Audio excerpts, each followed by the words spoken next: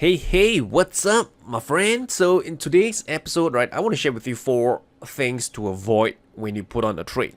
Okay, so first thing first is number one, you want to be aware, right, of buying into resistance or selling or shorting into support.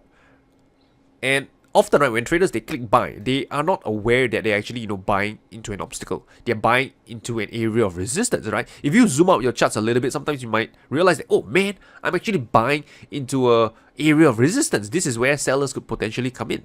So be aware of this, right? When you click the buy button, right, be aware that you're not buying into a resistance area. And usually if you are too zoomed in your charts, right, you might not see this. So just zoom out your charts a little bit, right? Look at the big picture and see where you're actually buying into, right? And avoid buying into an area of resistance and avoid shorting into an area of support.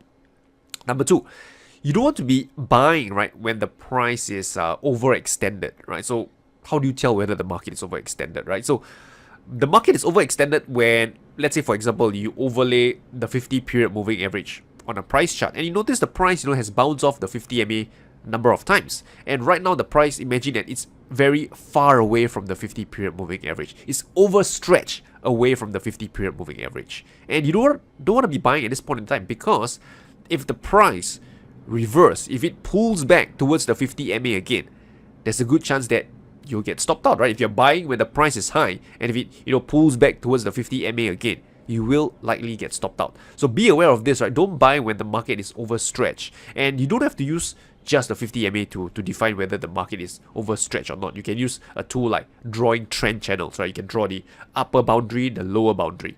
If the price, again, right, if it's near the upper boundary, you don't want to be buying, right? Look to buy when the price is near the lower area of the trend channel. That would make more sense.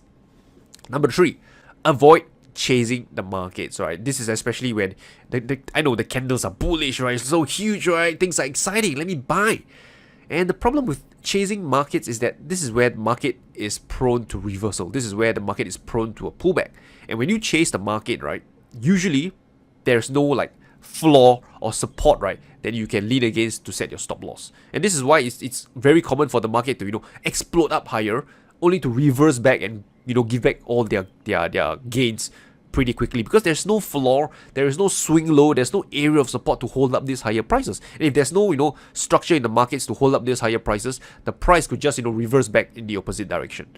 And guess what? When you buy, when you chase breakouts, okay, and that happens, you get stopped up pretty quickly as well. Okay, so avoid chasing the markets. And one last thing, the fourth thing is avoid trading against the trend. You want to be aware of whether you're trading with the trend or against the trend. All right, you can take counter trend trades, but I would say it's far easier to make money when you're trading with the trend. Right, when you're trading with the trend, your profit potential is greater.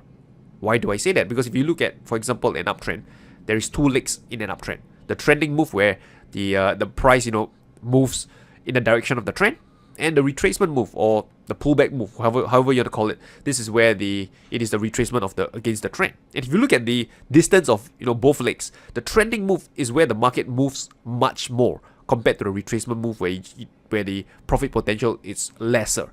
So if you are trading with the trend, your profit potential is greater. If you trade against the trend, your profit potential is clearly lower. So if you want to find an easier way to make money, trading with the trend, right, would be my suggestion. Okay, so these are the 4 things that you want to pay attention to and also to avoid, right, whenever you put on a trade.